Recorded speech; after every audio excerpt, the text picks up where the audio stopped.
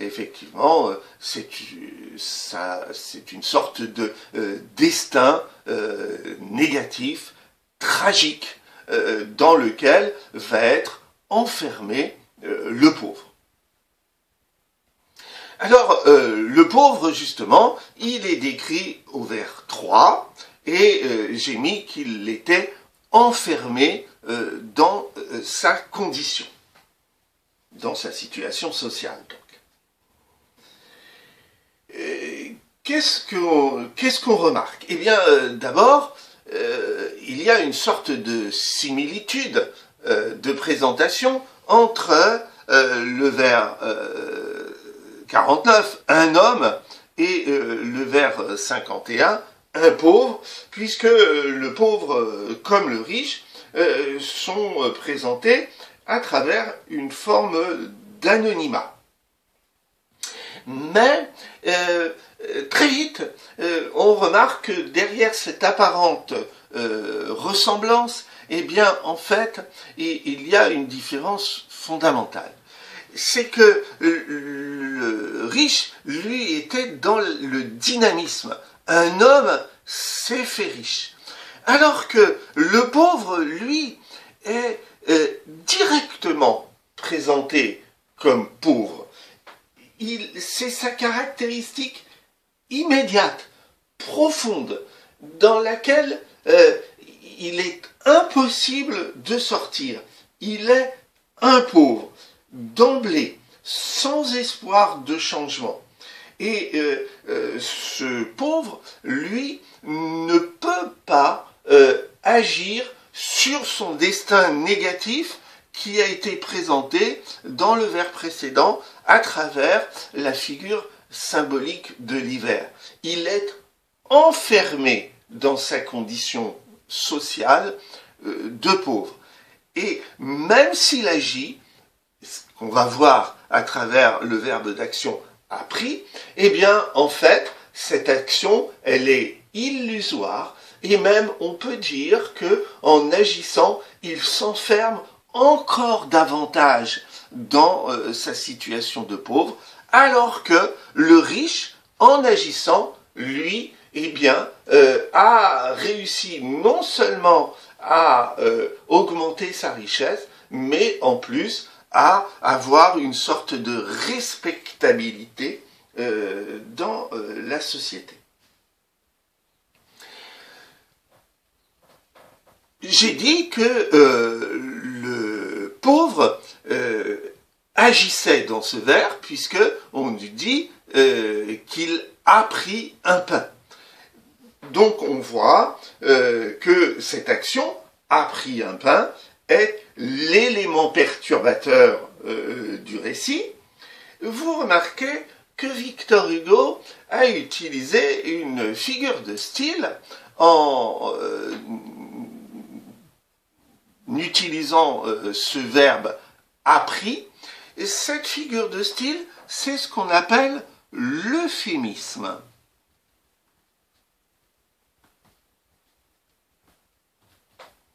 De quoi s'agit-il? Eh bien, il s'agit de présenter une action, non pas en utilisant le mot exact pour présenter cette action, c'est-à-dire à voler un pain, mais d'utiliser un autre mot qui a tendance à atténuer l'action négative qui est décrite. Et donc, Victor Hugo choisit non pas d'utiliser le mot « à voler » pour souligner le caractère illégal de l'action du pauvre, mais il atténue cette action en utilisant un mot beaucoup plus neutre qui est le mot « appris ». Et ça, c'est la valeur de l'euphémisme. En faisant cela, eh bien, on s'aperçoit que Victor Hugo se place en tant qu'auteur engagé du côté du pauvre. Pourquoi? Eh bien, parce que, en fait, tout ce qui suit dans l'alexandrin, malgré le caractère illégal de voler un pain, tout ce qui suit dans l'alexandrin a tendance à plutôt valoriser l'action du pauvre qu'à la dévaloriser. D'abord, quel est le complément d'objet de à prix? C'est un pain. Et au XIXe siècle, le pain, c'est vraiment l'élément vital. Sans le pain, on meurt. C'est un produit vital. Et donc, l'action du pauvre, même si c'est un vol, en fait, c'est un moyen uniquement de survivre. Et donc, c'est une action qui, même si elle est illégale, elle est légitime. À la différence du riche qui, lui, a vendu à faux poids, non pas pour survivre, mais pour devenir riche. Donc, on voit déjà, chez Victor Hugo, la volonté de valoriser cette action de prendre, puisque c'est une action vitale. Le deuxième élément qui valorise l'action du pauvre, c'est dans le complément, qui est un complément circonstanciel de but, pour nourrir sa famille.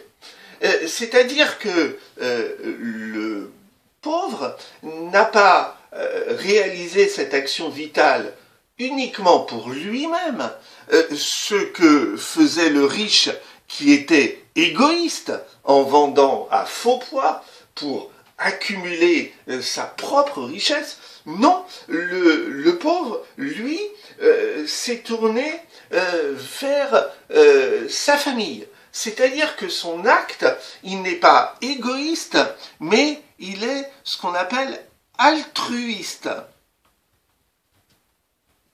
Altruiste, c'est un mot qui vient du latin, alter, et qui veut dire tourner vers l'autre.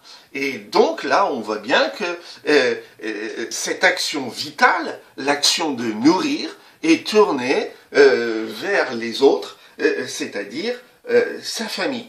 Et donc, on voit que l'action illégale est finalement valorisée de façon sous-entendue par Victor Hugo, dans un but, effectivement, qui est un but de discours politique, hein, un but d'engagement, qui est d'atténuer la portée du crime, puisque ce crime a un but qui est un but positif. Vous voyez que, à travers les éléments que je viens de donner, on arrive à une interprétation de la confrontation entre le riche et le pauvre. Qu'est-ce que l'on remarque dans cette confrontation? Eh bien, d'abord que cette première partie est fabriquée selon une double description, que, en apparence, cette double description, elle correspond à la réalité de la société du XIXe siècle, avec des personnes qui sont en haut de la société du XIXe siècle, qui est la société bourgeoise, fondée sur l'argent, et donc la présentation du riche qui est au début du poème, puisqu'il est en haut de la société, alors que le pauvre, lui, est présenté en deuxième partie de cette description, puisque le pauvre, lui, subit l'ordre de la société bourgeoise du XIXe siècle, et il est en bas de la société. On remarque que cette double description qui correspond à la réalité de la société nous ramène à notre problématique mémoire du lame, à travers le mot mémoire, puisque je vous rappelle que les mémoires, c'est justement de témoigner de la part de l'auteur à propos de faits qui correspondent à la société de son époque. Mais Victor Hugo ne se contente pas de témoigner, d'écrire des mémoires, il veut aussi dénoncer une société injuste, et donc on s'aperçoit que la description n'est pas neutre, puisqu'elle montre un riche qui a acquis cette richesse grâce à un bien qui a été mal acquis, alors que le pauvre, lui, est enfermé dans sa pauvreté et qui le conduit jusqu'à l'action illégale, et cette pauvreté et cet enfermement est représenté symboliquement par la saison de l'hiver.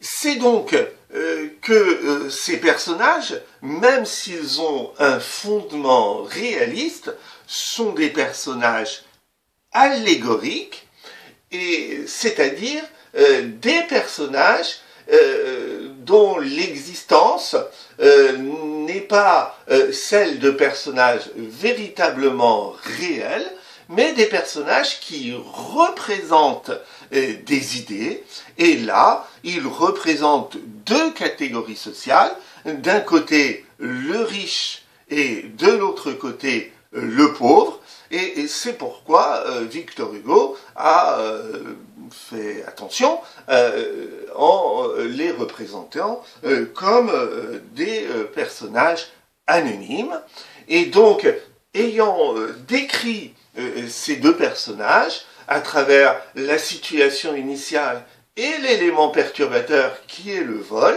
eh bien maintenant il peut développer son récit qui va tourner autour du procès du pauvre réalisé par le riche. Et donc on voit bien qu'il y a un procès là aussi qui a une valeur allégorique, c'est-à-dire que derrière l'histoire qui est racontée, eh bien, il y a pour le lecteur une leçon qu'il faut tirer de ce récit, un petit peu comme dans les fables de La Fontaine. Et vous savez qu'on avait utilisé un mot pour désigner ces textes qui présentent un récit contenant une leçon, et nous avions dit que ces récits qui comportaient une leçon, nous les appelons des apologues.